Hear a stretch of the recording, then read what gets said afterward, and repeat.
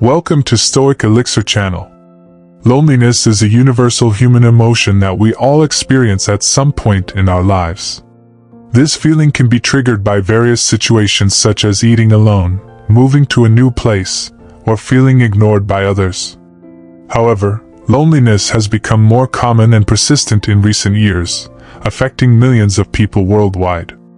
Ironically, we live in the most connected era in history, yet many of us feel isolated and disconnected. Loneliness is not the same as being alone.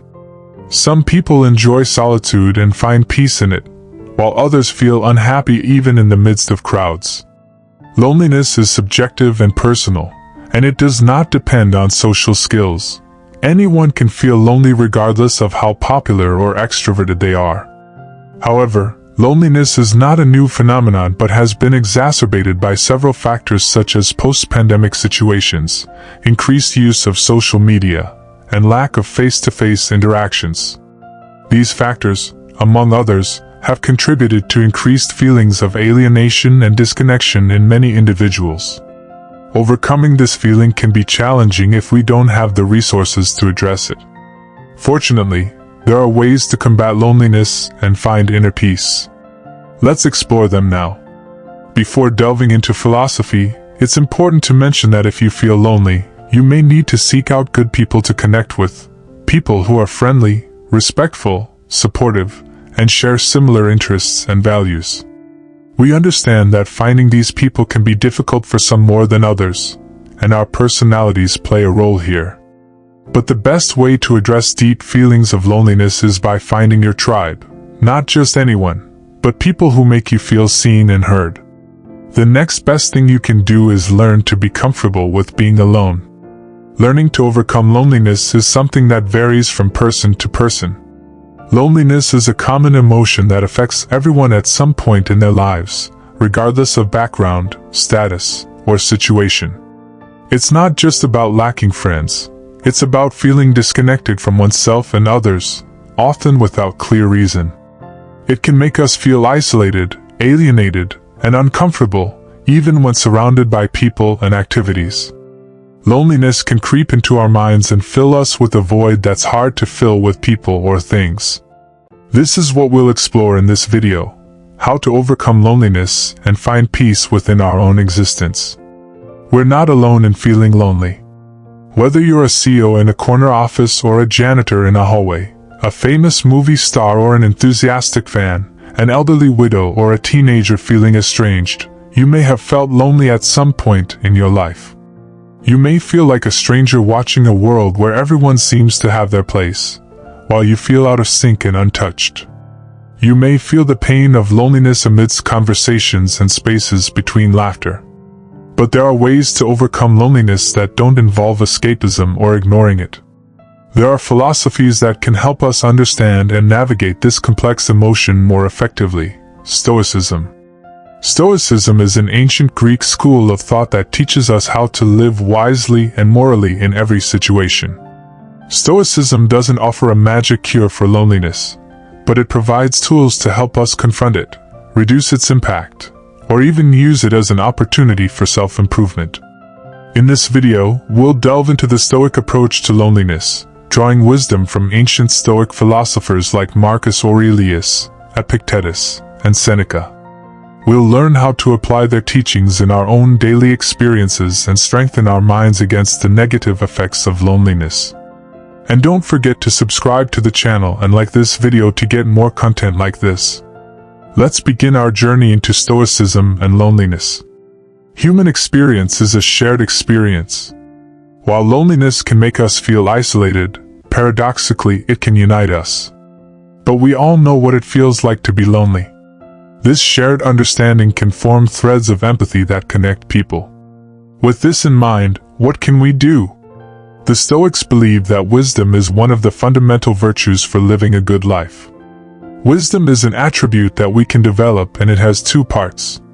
The first part of wisdom is the ability to see the world around us clearly. We need to set aside biases, judgments, and prejudices and see the world as it is, not as we wish it to be. At the core of wisdom, according to Socrates, is having a clear view of the truth. To achieve this, we need to remove any barriers that cloud our perception, such as biases and prejudices. The next step is to apply this knowledge in our daily lives, making rational decisions based on facts and resources that we have. This is how wisdom can help us overcome loneliness. It requires us to do some inner work on ourselves.